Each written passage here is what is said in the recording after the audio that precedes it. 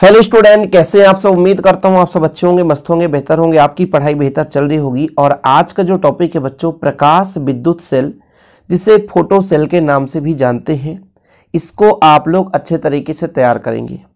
Question कैसे बन सकता है, प्रकाश विद्युत सेल किसे कहते हैं, इसके कार्यविधि को समझाइए। सबसे ज़्यादा तो उपयोगी है बच्चों इसका उपयोग, कि प्रकाश विद्युत सेल का उपयोग हम कहाँ करते हैं, किस प्रकार से करते हैं, तो वो चीज़ आपको समझना है। तो चलिए शुरू करते हैं।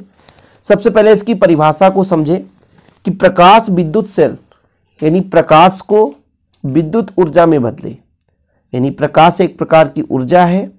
तो प्रकाश ऊर्जा को, प्रकाश में फोटान होता है, सबको पता है कि प्रकाश छोटे छोटे बंडल या पैकेट में पाए जाते हैं। उन पैकेटों को हम फोटान कहते हैं, इसलिए प्रकाश को फोटो सेल भी हम कह सकते हैं। प्रकाश ऊर्जा को यदि विद्युत ऊर्जा में परिवर्तित कर दिया जाए तो जिस युक्ति के माध्यम से हम यह प्रक्रिया कर सकते हैं कि प्रकाश ऊर्जा को विद्युत ऊर्जा में बदला जा सके, उस युक्ति या उस सेल को हम विद्युत सेल अर्थात प्रकाश विद्युत सेल कह सकते हैं।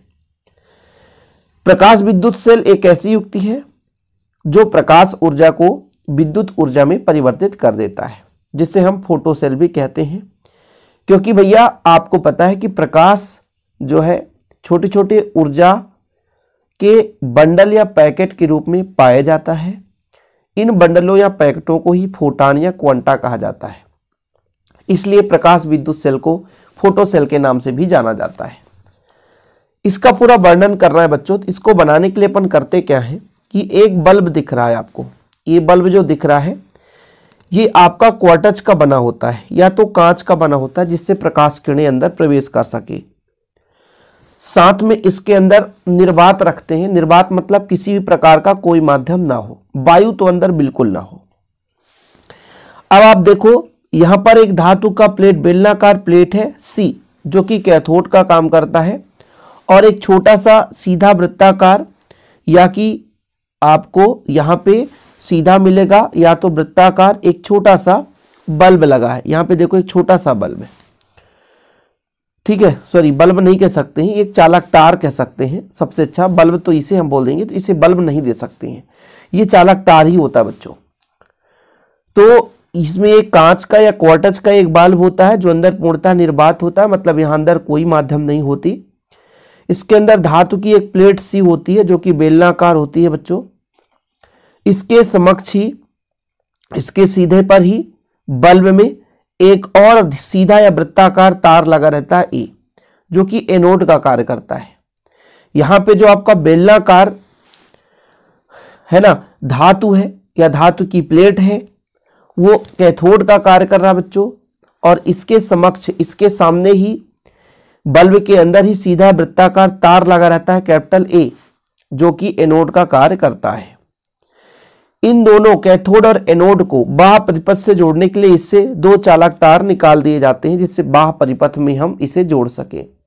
और देख सकते हैं बाह्य परिपथ, यहाँ पे बैटरी है, यहाँ पे माइक्रोमीटर है, मतलब इसके माध्यम से कितना धारा बह सकता है, इसके लिए माइक्रोमीटर यहाँ पर लगा दिया गया है। और इसमें संकेतक के रूप में ये भी पता कर पाते हैं कि हाँ धारा परिपथ में बह रही या नहीं।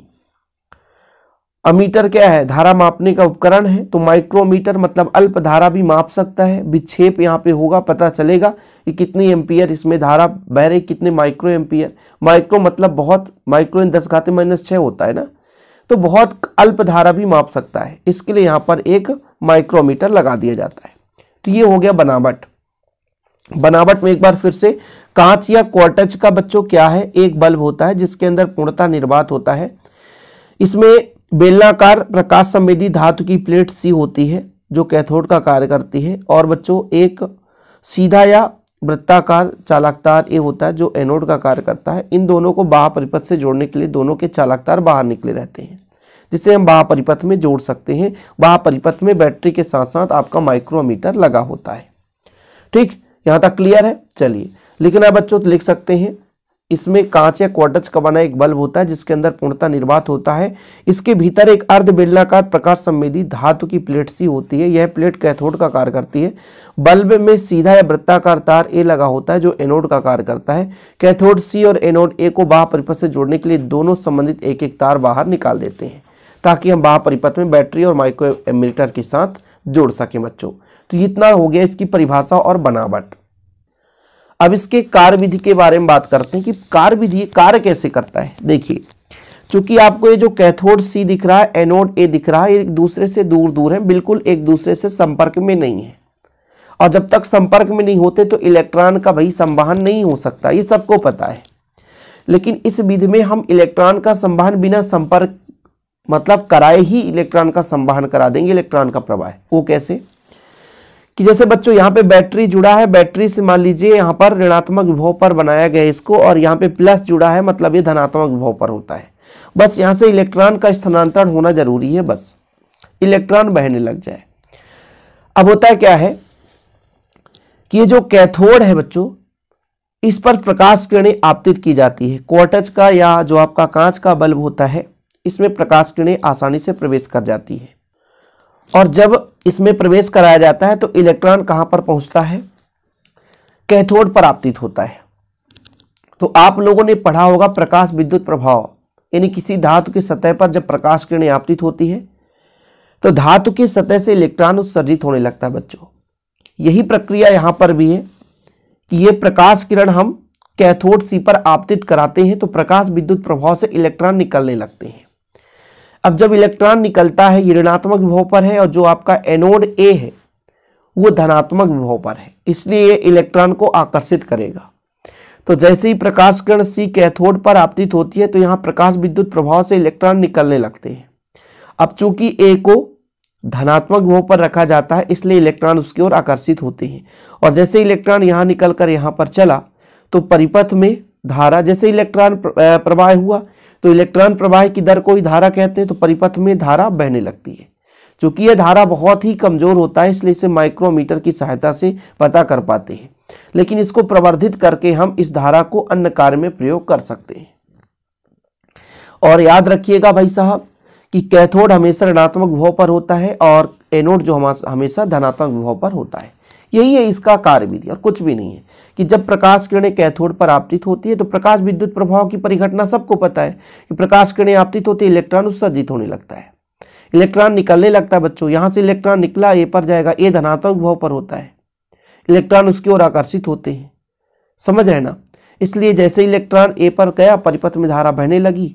क्योंकि यह धारा कमजोर है, माइक्रोमीटर से इससे पता कर पाते कितनी धारा बह रही है। इसका प्रवर्धन करके हम अन्य कार्यों में भी इसका उपयोग कर सकते हैं। ठीक है, ये चीज है बच्चों। कार्य विधि आपको लिखना है तो लिख सकते हैं। कार्य विधि में पूरा लिख के लाता हूं ताकि आपको दिक्कत ना हो सके। देख लो जरा, स्क्रीनशॉट ले लो फटाफट। ठीक, इसके बाद हम बात करेंगे प्रकाश विद्युत सेल के उपयोग। इनके उपयोग काफी महत्वपूर्ण है, वो चीज हम चर्चा करेंगे। ठीक, ये आपका हो गया कंप्लीट। अब थोड़ा सा सबसे पहले हम इसका उपयोग पढ़ेंगे जो कि काफी महत्वपूर्ण है, चोर घंटी के रूप में। चोर घंटी के रूप में कैसे प्रयोग करेंगे बच्चों, यहां पर थोड़ा समझाएंगे आपको। स्क्रीनशॉट ले लो यहां तक। तो देखो जरा, यहां पर चोर घंटी के रूप में हमने यहां पर पूरा का पूरा प्रकाश विद्युत सेल जोड़ रखा। ठीक है, देखो जरा यहां पे देखो, ये बच्चों आपका एक अलग से घंटी लगा हुआ है, घंटी बजाने के लिए घंटी। लेकिन ये घंटी तभी बजेगा जब इसमें धारा बहेगी। सिंपल कंसेप्ट है, बहुत ही सिंपल कंसेप्ट है कि अभी मान लो यहाँ पे जो ये स्विच है बंद है क्योंकि इसके साथ जॉइंट नहीं है, इसको ये खींच कर रखा है। इसको खींच कर क्यों रखा है? क्योंकि ये कुंडली है और कुंडली में यहाँ पे चुंबकीय क्षेत्र उत्पन्न है जिसके कारण अपनी ओर आकर्षित किया, इसलिए ये इसको खींच कर रखा है। जैसे यदि ये छोड़ दे तो ये जो कुंजी है यहाँ पे आके टच हो जाएगा एल पर, ये वाला भाग एल पर टच होगा और घंटी बजने लग जाएगी। पहले आप इतना कंसेप्ट समझो कि अभी यहाँ पर ये अलग है, इसके पीछे का रीजन क्या है। यहाँ पर देखो जरा, ये जो एस वाला भाग है दिख रहा है ना, ये कुंडली से चिपका है। यदि इसमें जुड़ जाए तो चोर घंटी क्या होगी, बजने लगेगी। तो इसमें इसका कारण क्या है? क्योंकि ये अलग है, क्योंकि इसमें चुंबकीय क्षेत्र उत्पन्न है ना। चुंबकीय क्षेत्र क्यों उत्पन्न है? क्योंकि इसमें हमने धारा बहाया है। तो बद्ध चुंबकीय फ्लक्स उत्पन्न हो जाता है जिस कारण से खींचा है। अच्छा, इसमें धारा कहां से बह गया भाई, यहां से धारा बह रहा है। और धारा कैसे बह रहा है, जब इस पे प्रकाश किरणें आपतित हो रही है, ये सबको पता है। प्रकाश किरण सी पर आपतित हो रही, इलेक्ट्रॉन यहां पर बह रहा है, यहां पे बैटरी जुड़ा है बच्चों, बैटरी के माध्यम से इस परिपथ में धारा बह रही, प्रवर्धक के माध्यम से धारा के मान को बढ़ाया गया और इसमें इस कुंडली में धारा प्रवाहित की गई। कुंडली में धारा प्रवाहित करने से चुंबकीय फ्लक्स उत्पन्न हो गया और भैया चुंबकीय फ्लक्स यानी चुंबकीय क्षेत्र रेखाएं, जिसके कारण ये जो आपका कुंजी है ये इस ऊपर उठा हुआ नजर आता है क्योंकि ये इधर टच है, इसलिए इस परिपथ में धारा नहीं बह रहा है, इसलिए घंटी नहीं बज रही है। सिंपल है और कुछ भी नहीं। अब होता क्या है, देखिए अब ये पूरा प्रोसेस समझ गए कि जब जब इसमें प्रकाश किरणें पड़ रही है, प्रकाश किरण यदि पड़ रही है तो सिंपल है, इसके कुंजी को खींच कर रखा है। इसके पीछे रीजन यही है क्योंकि यहां पर चुंबकीय फ्लक्स उत्पन्न हो रहा है, चुंबकीय क्षेत्र उत्पन्न हो रहा है, अपनी ओर आकर्षित कर रखा है। और जब ये ज्वाइंट नहीं है तो कहां से धारा बहेगी, और जब इसमें धारा नहीं बह रही तो बेल नहीं बज रहा है। लेकिन बच्चों इसका कनेक्शन काट दिया जाए अल्प समय के लिए, बिल्कुल मिनी सेकंड के लिए, प्रकाश यहां से आना बंद हो जाए। जैसे प्रकाश आना बंद होगा इलेक्ट्रॉन उत्सर्जन बंद, और जैसे इलेक्ट्रॉन उत्सर्जन बंद धारा भी यहां बंद। जब धारा बंद तो चुंबकीय क्षेत्र खत्म, चुंबकीय फ्लक्स में परिवर्तन समाप्त। और ये जैसे ही इसमें चुंबकीय क्षेत्र खत्म तो ये आकर इसको टच कर देगा और ये घंटी बजने लगेगी। यही सिद्धांत लागू होता है, ठीक है, यही सिद्धांत लागू होता है चोर घंटी में। देखो जैसे चोर दरवाजा के अंदर जाएगा, ठीक है, दरवाजा मतलब समझ रहे हैं ना, प्रकाश किरणें एक सिरे से दूसरे सिरे की ओर जा रही है। मैं आपको फिलहाल थोड़ा सा सिंपल तरीके से समझाता हूं। ये आपका गेट है बच्चों, ठीक है, ऐसा बना दिया जाता है कि यहां से जो आपका प्रकाश किरण है यहां से यहां पर आपतित हो, ठीक है, एक सिरे पर, या तो इधर से इधर, आप इधर ले लो चाहे इधर से इधर। जैसे इस व्यक्ति यहां से प्रवेश करेगा तो कुछ समय के लिए तो बिल्कुल है कि ये प्रकाश को रोक सकता है, अल्प मात्रा में रोकेगा कि नहीं। यदि व्यक्ति इस दरवाजे से अंदर प्रवेश कर रहा है, कुछ भी वस्तु रख दिया जाए ना, जरूरी नहीं कि व्यक्ति ही हो, कोई वस्तु ही अंदर जाए कि व्यक्ति ना जाए, कुछ वस्तु को अंदर तो ये प्रकाश किरणें रुकेंगी।